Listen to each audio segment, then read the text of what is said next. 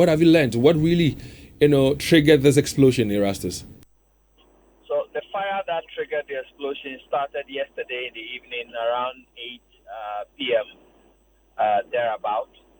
Now, per my information, there are a number of shops at Odumasi close to the course junction, and it's 50 meters away from the fuel station when you're heading towards Konongo. And these are shops that sell implements, tools, stuff that the local miners, galamseyers, use. And so I understand that as part of the things they sell dynamite, explosives, the ones that the miners use underground, and they are stored in these shops. So there was a fire outbreak in one of the shops, and some of these explosives started going off. And they were so huge that, per the description given me, the grounds started shaking and people started running for their lives. So it was one of those explosions that affected the fire tender, which was on its way to fight the fire. And I understand the young man who knew that there were explosives within the shops and that they could go off. So he was trying to signal the fire tender not to approach. And he ended up being caught on the path of the explosion. So if you see the pictures of how he died, they are very gory. You cannot see it. One of his arms is totally severed. Half of his face is gone. I understand that he died when he was sent to the Konongo government hospital. Currently, there are a number of people who are injured, and we are now trying to get to the authorities to find out how many of these people have been injured in these explosions. So, Erasmus, we'll come back to as to what really happened and, the things that have happened after. But around 2:30 a.m. myself, I spoke to some of the fire officers that I know because I read a report that said 2 fire officers had died. But when I spoke to the fire officers, they could not confirm to me whether indeed they have lost some personnel. What do you know? Have we lost some fire officers aside this young person or young man who had died? No, we have not lost any firefighter. I spoke with the municipal fire commander yesterday in the night, and according to him, the explosion, when it happened, it shook the fire tender. It even broke it down, broke the windscreen, and destroyed some equipment attached to the fire tender. And at that instant, the driver collapsed in the vehicle. And so they had to move him away to the nearest hospital. And also the duty officer who is commanding those firefighters at the scene was also affected. I understand is injured. I don't know the level of or extent of injury, but he has also been rushed to the hospital yesterday. And so currently as I speak, I spoke with him this morning. They are responding to treatment. So we've not lost any firefighter. But yes, there have been 2 firefighters who have been injured in the impact. Now, Erasmus, talking about the number of people who sell these explosives, and I'm told that they have nicknamed these dynamites as food. That's how they refer to it, food. I mean, are they permitted to sell these explosives or dynamites? Certainly no. Certainly no.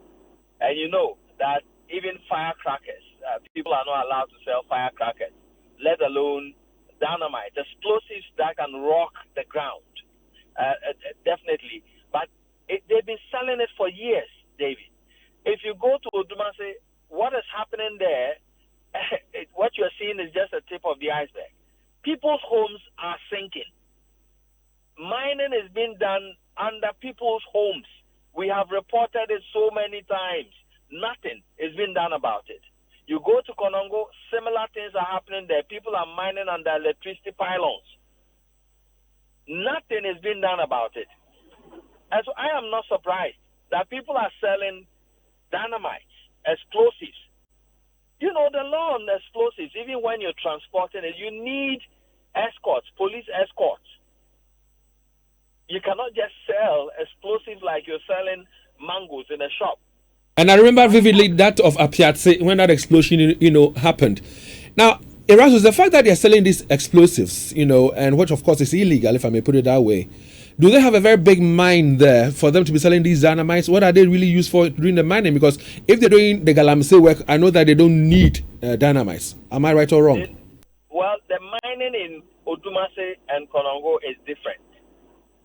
You know that this is an old mining town, currently being owned by Northern Mines Company Limited. Now, they have underground shafts. Most of the mining is done underground. If you know the history of Konongo, that is why homes are sinking. These miners do not even have the technical expertise to even mine underground. And so many of them are taking these explosives and using them anyhow, underground. And so when you go to Odumase, you're getting to Apibuoso, the roundabout. You find out that there is a house on your right. That house is sinking. You go behind it, you see the cracks. Part of it is already on the ground. And so these miners use this dynamite and simple explosives to break the ground underground to get rocks, and then they bring them up to process them for gold. So Erasmus, you mentioned that houses are sinking. Erasmus, you mentioned that houses are sinking. I'm wondering whether people are still living in those houses. I'm wondering what concerns the residents of the area have about these illegal mining, activities. I'm also wondering, what the talk of town is this morning. But before you address all that for me, we have a sound from the municipal officer. We'd like to share that with our listeners right now before you answer those questions for me. Good evening. So this evening at 7:03 p.m. a distress call from Konongo Odumasi Zongo was received at Konongo Odumasi Fire Station reporting of fire at Odumasi. Therefore, the fire crew rushed to the scene. On arrival, the crew observed fire involving shops that did sell materials, including some explosives. On arrival, there was a guy that rushed towards the fire tender, warning the crew not to further proceed to the scene. In the process, there was an explosion that affected the guy who was warning the crew, as well as the fire tender and crew on board. The driver collapsed, as some fire personnel also were injured. The guy who was warning the fire tender not to get so close also was affected, and reports are that he also lost his life. There are other citizens or civilians that we haven't reports concerning getting injured. We are yet to know the total number, but the fire persons that were injured and civilians have been rushed to Konongo Odumasi government. And as the fire tender got affected and the driver collapsed, a backup call was made for a driver to come in. And as the driver came in, and in wanting to help with the situation, there were stones pelted at the fire engine by some civilians. Therefore, the driver moved the tender with the personnel to the fire station. During that time, or before that time, a Jeso fire station, being the nearest fire station, had been called in for assistance. They also getting to Konongo and realizing that there was a mob attack on the first engine, did not go to the scene to avoid getting their car damaged, and also proceeded to Konongo Fire Station. Actually, during that period, the fire was under control. So that's the voice of the municipal officer for the area, and we're talking about the Santia Chim Central Municipality, a place called Odumasi, Konongo Odumasi. Now, Erasmus, earlier you were talking about people, buildings that are sinking, and I was wondering whether people are living, in those buildings. You talked about the fact that this Galamsey operations has been on for a very long time. What are the concerns of residents about the Galamsey operations, and what is the talk of town this morning after the explosion? Well, so if you remember, the building collapse that killed the pregnant woman, that building was part of those that are sinking. And since then, there's been another collapse which killed another man in that same area. And so, yes, many of these buildings, people occupy them. And you see, the kind of mining they do there, these are people who the locals are so afraid of, because if you talk about it, you'll be targeted and you'll be beaten. Remember the gentleman who spoke with us and shared his experience about people mining under those homes. The next day, they accosted him and subjected him to severe beating.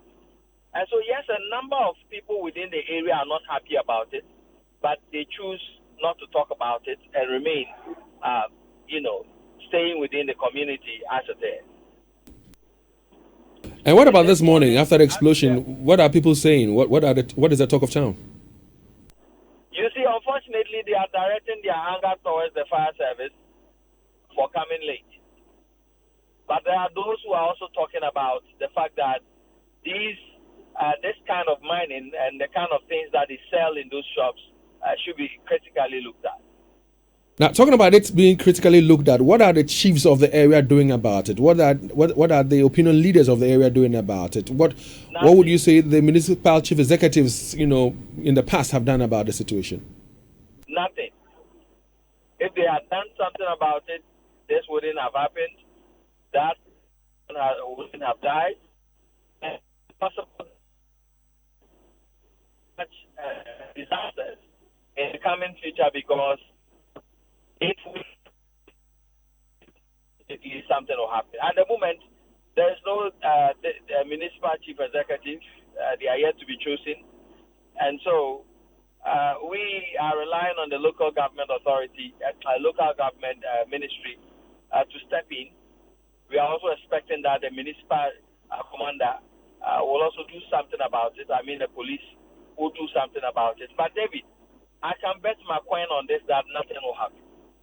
Now, for my very last question, Erasmus, this young man, call him. You talk about it and nothing gets done about it. Thank you, sir. So, Erasmus, this young man who has passed, I'll call him the hero, because he was trying to save lives of the fire, officers and all that. What do we know about this young man? If I'm now trying to get more information, I'll be touching base with you on the show in some few minutes' time to get you more information. We are trying to gather how many people have been injured so far, what's the extent of injury, the damage caused to that particular area, and also we'll get you that in the course of the show. Well, thank you very much, Erastus Asari, Donko, for that information. And we're waking up this morning, the 6th of March. Ghana is 68 years old. We're waking up to this explosion. Dynamite. The locals, I'm told, call it food.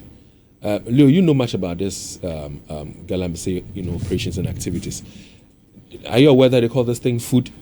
No, the food I don't know, but I know that Konongo does a lot of rock mining, the deep mining, similar to what AGA does. Yeah. Angogo Ashanti does. Yeah. So that but one is, but it's explosives not that they use, are they well trained, well versed? Do they understand how it operates? If you're using dynamites, yes, and people live in the area. Yeah, when I heard there was an explosion from dynamite, that was the same questions that started running through my mind. Because I know these things are sold with strict supervision. It's not something that you can just go into any store and like I was mentioning that of the Piazza explosion. That they needed to have a police escort. Yeah.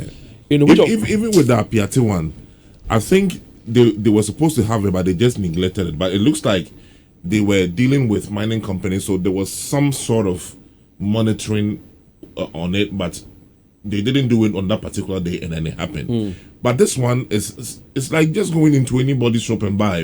No, but the point again is these things are not manufactured in Ghana. Yeah, they are imported to the country. How are they getting through the ports? Who is giving them licenses to sell them? Do they have license? But the point is how we allow it to get to the town, for it to get to the hands of individuals, for them to export it from wherever they get it from to their shops. You see, when Joel was discussing it, what's the business guy's name? George. It's a municipal assembly. They know these people, and I'll show that these people have business operating permits, right? Yeah. In our vicinities, there are people. David, I don't know much about containers, but I know that when you operate a container in a shop, you have a business operating permit. They come and take taxes from you. So the assemblies, and I've always been talking about local government, the MMDCs or DCS, and their staff at the assembly. They don't know this is what people sell in containers. How can you sell dynamite in a container? David, container with all the heat. You know, when we're chatting, you and I were chatting around 1 a.m. Yeah. So then I decided to place a few calls. So first of all, I will send messages.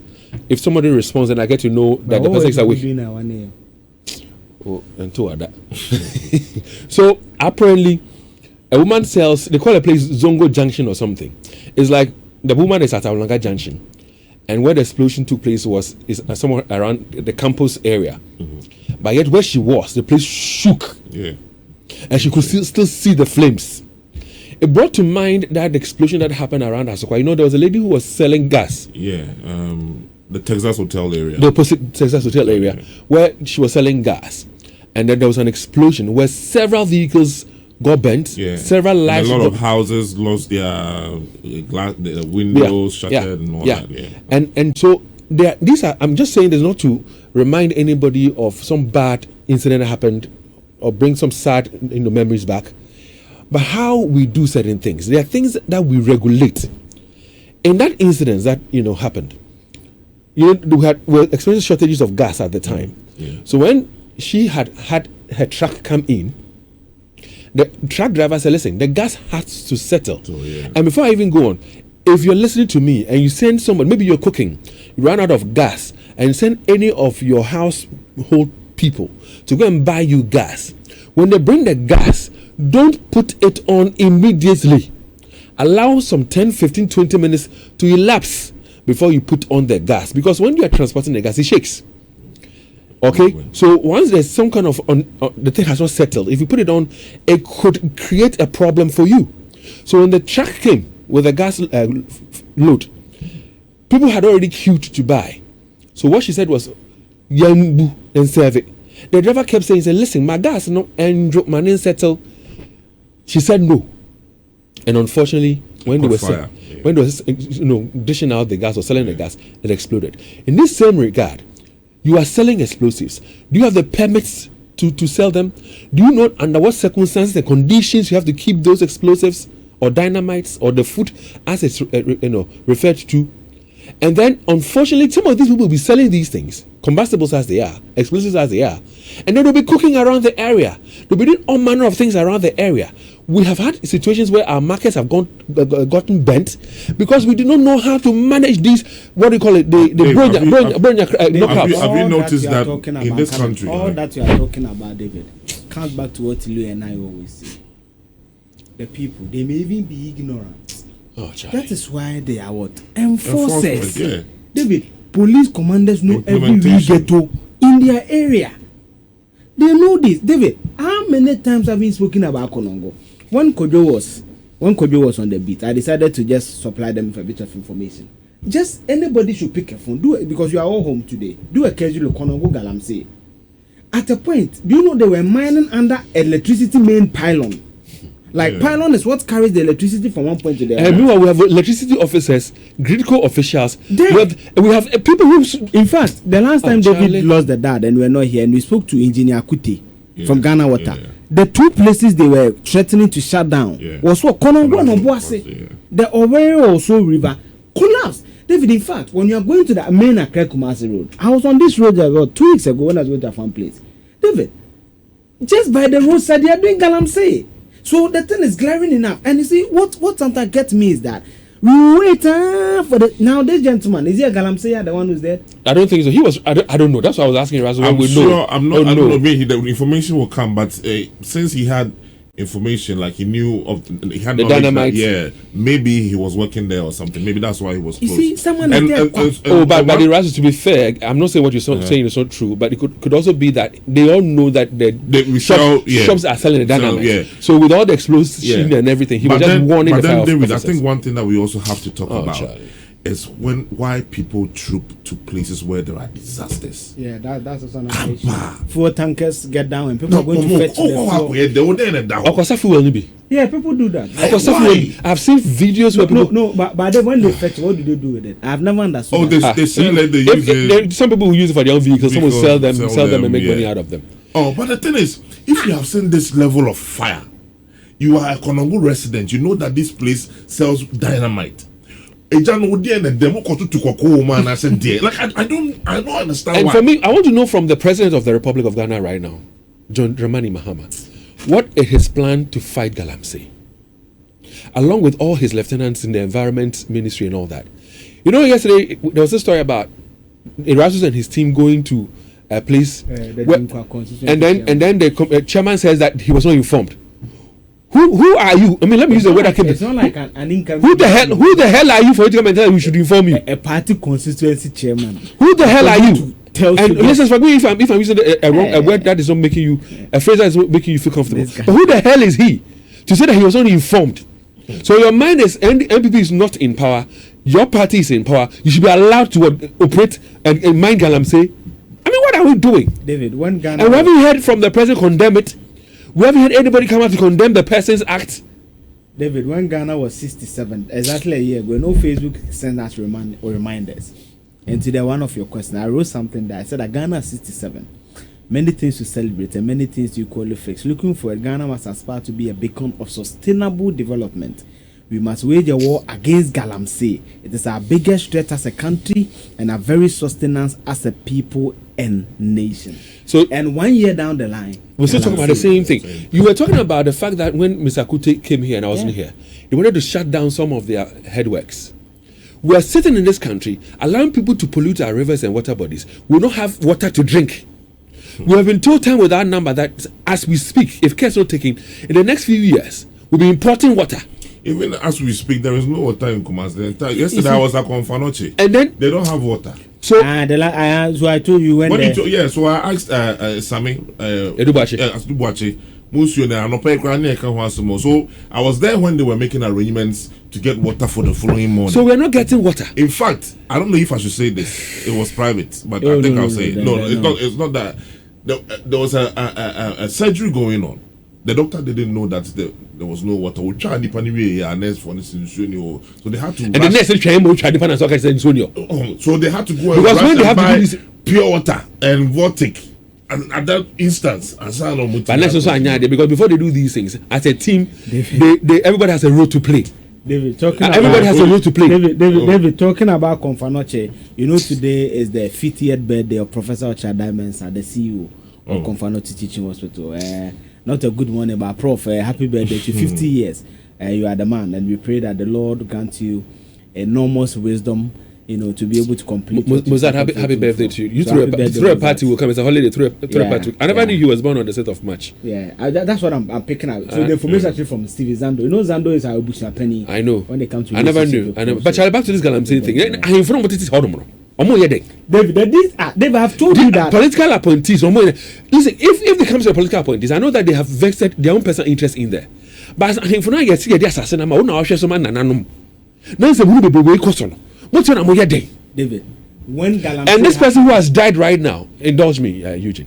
This person who has died right now. Who says Sebi, thank God that he held my words. Obe with the fuka kaka the titan time rush fugu. Ashe coach say because busu ni waka say mo yako. Obana the region mo yako. Yako say. Yako says like, when the problem is facing us in the face. Have you seen the video of the guy who died? No. Oh, you haven't seen it? I don't want to watch it. I watched it at dawn, Charlie. Very, very bad. And yo, very, very You bad. want to die. And then you go to the place and you say you're he was commiserating. disintegrated, like literally. His face, his hand was hanging like that. Like Like- rubber. Do you know when? Rubber. No. When you go to some schools and you see that their flags are looking, old and torn and all that. Sana and sana hanging. See. And then In fact, some parts was hanging by a thin. David, I've always told you. and the this. sad thing, the person was alive at the time. Yeah. I mean, unless because maybe when certain things happen to you, you go beyond the threshold of pain. But I was wondering what the guy was going through. And David, Leo Erastus have always confirmed. I've always told you this. Any district Galamsey is happening, at least 3 people know about it. The police commander, the district chief executive, and the chief there. Oh yeah, of course. No Galamsey can happen in an area where these 3 people. And David, if the Galamsey is happening, these 3 people, 80 to 90% chance. They are all. And even when we want to do that crocodile the John kind of approach, so we're going to arrest them or whatever, there's somebody who give them an information at the site. Oh. So before the team gets there, they've already got wind of the fact that Mubo, then they leave. So about 3 weeks ago, And then they leave. on Kremun someone in Sheriff, What is we're this? talking about this Galamsey. A gentleman called. He actually broke down. He said he's a Galamsey. He's an operator. Nejuma was no. When he was in the business, anytime there's a raid, they call them. Oh yeah. I mean. Oh, the guy I think Salifu or so. I'll get the sound for you. I'll has the sound. That Omubo, then they will leave the site. Then they will tell them when the next time they will be coming. Oh, yeah. So, David, it is So, a national so do you know how? thing. Do you know how it works? And hold on for When me. they come like Hold on, that. I'll come to you short. What you just mentioned, that is a national security threat. You remember almost a month ago, I made mention of the fact that the Boko Harams, Yeah, that's how they start. we are treating these people with kid gloves. So by the day they are becoming emboldened, Yeah. and so they don't really fear. They are amassing arms. They don't fear anybody. You saw the guys who attacked the Rastos and Ohimen Ohimen Teria. Teria. Yeah. You saw the kind of weapons they had. And you see, when the Rastos was giving the report, listen, he says that it has gotten to the point where the community dwellers in Odumasi cannot confront the people because they are afraid of them. Yeah. In fact, the Rastos reminded that the gentleman who spoke here, Yeah. the Rastos had to take him out of the town for a period true. or so. Yeah. You know, he was accosted and Beaten. assaulted. Beaten, yeah. So it will get to a time where they will form their own small militia. They trying are to protect. forming. They They have are formed it. No, they have forming formed it. The fact that they They can are forming it. listen. This story we talked about, the one I made reference to. This is called whatever constituency chairman. Didn't the people block the roads? Yeah. Didn't have the It was, they did? They it was the same type of militia They that blocked the road. attacked the mining at Awasi who was shot down. Because they are groups, they have their men like a command. They have a chain of command that they do their business. Reporting officers. 14 officers. So it's the same. It's being formed. So as we speak, what happened in Nigeria, where these people have weapons, and they are so bold to face off the security. It was also about natural resources. Oil. This is Yeah. good. Why And are we then doing you this? see, It has happened. Fortunately, unfortunately, on the day where our independence was realized, and our independence was realized at the back of a lot of activism. When you read the history of the immediate cause of the 1948 riot, yes, but there were a lot of things that catapulted the independence of 6 March 1957. David, the death of this gentleman must send a signal, just like the Nana Pule Kotokoten, and that gentleman is also being buried today. We must use, as Kojo said, some of these instances, David, to bring in laws, to change narratives, to set us on the path of sustainability. David, I have no issue if you want to mind. The laws are already there. Right now, if you call any of the authorities who are supposed to monitor and whatever, I might be a book marking countries, But enforcement. Article why clause why amendment. All of those things they will tell you. Amendment. They know it. They will not do it because you are sure the machines that are passing by all the time. We have people that we pay that allow the machines to go.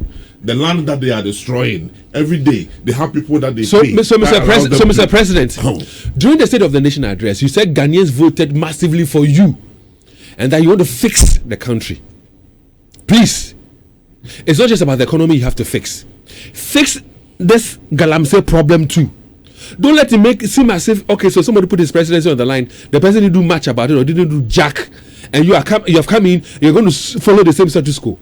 Mr. President, if you say you want to fix Ghana, today the 6th of March 2025, Ghana is 68 years old. Fix the Galamsey problem. so that our forests, our water bodies would be okay. Let's stop this kid gloves treatment of handling this issue. We know what we have to do to fix this problem. And Nana, His Royal Majesty, Mr.